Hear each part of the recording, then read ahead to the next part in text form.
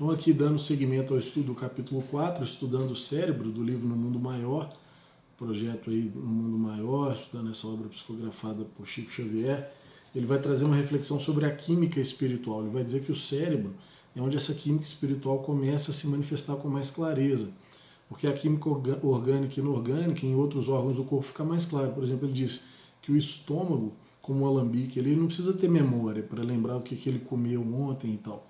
Mas o cérebro, a célula é muito mais sensível e delicada, e pela função que ela se coloca, que é exatamente de absorver, ajudar o espírito na sua evolução, ela tem que ter características mais especiais.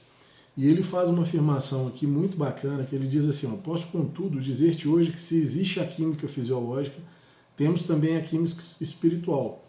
Como possuímos a orgânica e a inorgânica, existindo extrema dificuldade em definir-lhes os pontos de ação independente.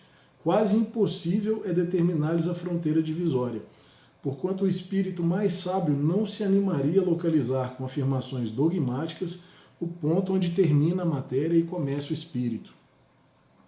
Então essa coisa aí, né, energia e matéria, o que é o espírito, o que é a matéria, né, ele falando que o cérebro, ali, o neurônio, é uma célula mais delicada, é um órgão mais delicado, onde essa expressão da química que a gente conhece aqui no mundo até o momento, orgânica e inorgânica, que essa expressão da química espiritual começa a se manifestar, né, como se a gente tivesse a tabela periódica em 2 dimensões, a gente começasse a poder pensar num desdobramento em 3 dimensões, por exemplo, da tabela periódica, né, com elementos intermediários, com outras propriedades, né?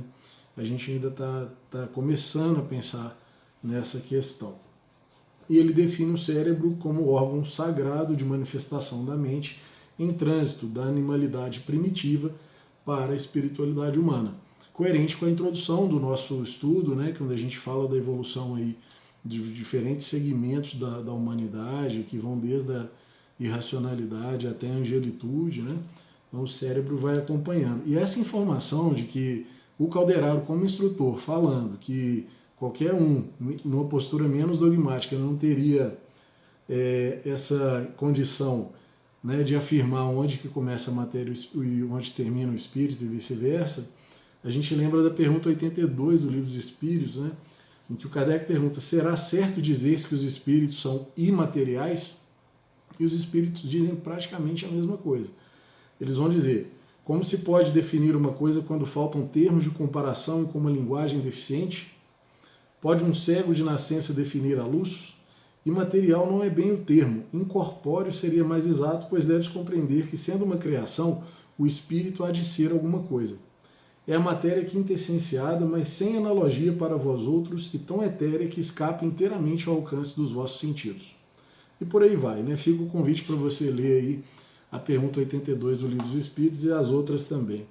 E é interessante porque quando a gente vai dialogando a codificação espírita, que é a terceira revelação nesse sentido, com as outras revelações, né, existem elementos, por exemplo, na Gênese, que, de Moisés, lá da primeira revelação no Antigo Testamento, e que tem aspectos que vão ser dedicados, embora não de uma perspectiva científica, mas mais poética e literária, aos aspectos da criação, né?